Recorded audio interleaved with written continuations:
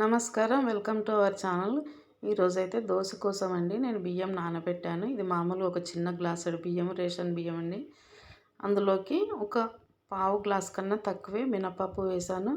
అలాగే ఒక గుప్పెడు శనగపప్పు కూడా ఇందులో కలిపేసాను. 3 కలిపి చేస్తే దోశ అనేది బాగుంటుంది. అయితే మామూలుగా నేను రాత్రే నానబెట్టి పెట్టాను. తర్వాత ఉదయం ఇలా కడిగేసి మళ్ళీ 2 సార్లు వాటర్ వేసి పెట్టాను అనమాట. నేను మామూలుగా ఈవినింగ్ అయితే రుబ్బి పెట్టాను, ఎందుకంటే మాకు కొంచెం ఏజ్డ్ పర్సన్స్కి పడదు కాబట్టి ఉదయాన్నే ఇలా రుబ్బి దోశ చేస్తాను. రాత్రే చేసి పెట్టుకుంటే కనుక అది పొంగుతుంది, అలాగే కొంచెం పులుపు ఎక్కుతుంది కాబట్టి గ్యాస్ ప్రాబ్లం వస్తుంది. అందుకని మా కోసం అయితే మేము ఇట్లా తయారు చేసుకుంటాము. ఇప్పుడు పిండిని అయితే రుబ్బేసాను కదా, ఇందులో గిన్నెలో పోసేసుకొని దీన్ని 1 గంట పాటు అలాగే పెట్టేస్తాను. పెట్టేసిన తర్వాత దోశ కోసం అయితే ప్రిపేర్ చేస్తాను.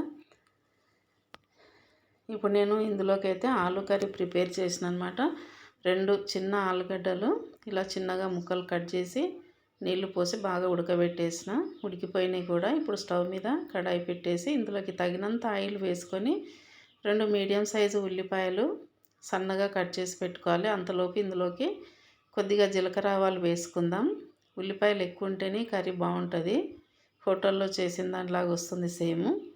అయితే ఇవి కొంచెం ఎర్రగా ఫ్రై అయిన తర్వాత ఇందులోకి కొత్తిమీర, కరివేపాకు కూడా వేసుకుందాం. వేసిన తర్వాత ఇందులోకి కొంచెం పసుపు, అలాగే అల్లం వెల్లుల్లి పేస్ట్ కూడా వేసుకోవాలి. అల్లం వెల్లుల్లి పేస్ట్ కంపల్సరీ వేసుకోవాలి, బాగుంటుంది, స్మెల్ బాగుంటుంది, టేస్ట్ కూడా బాగుంటుంది.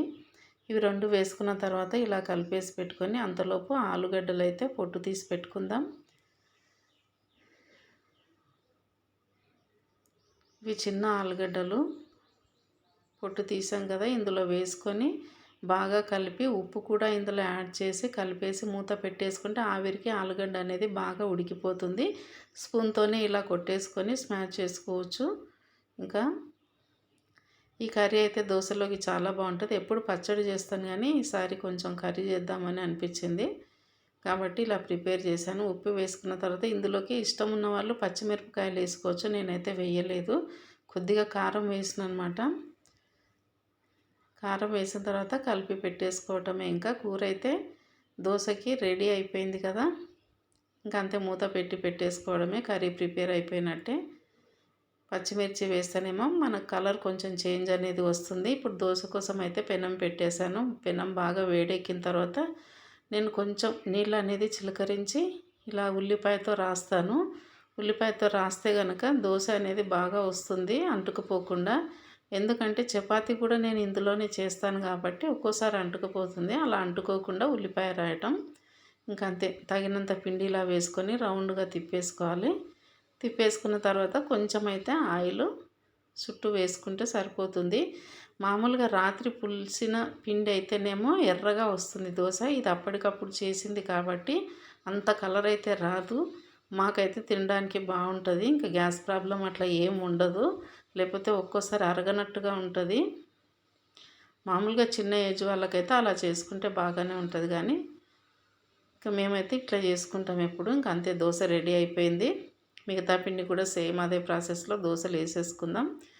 ఇంకా అంతే, దోశ రెడీ అయిపోయింది కదా, కర్రీ వేసుకొని బ్రేక్ఫాస్ట్ తినేయటమే. నాకైతే ఇందులో పచ్చిమిరపకాయలు వేస్తేనే బాగుంటుంది ఆలు అయితే, కానీ ప్రస్తుతానికి లేవు కాబట్టి నేను వేయలేదు, కారం వేసిన. అయినా కానీ టేస్ట్ అయితే చాలా బాగానే కుదిరింది. నచ్చితే ఒక లైక్ ఇవ్వండి, అలాగే మన ఛానల్ని అయితే సబ్స్క్రైబ్ చేసుకోండి. Thank you.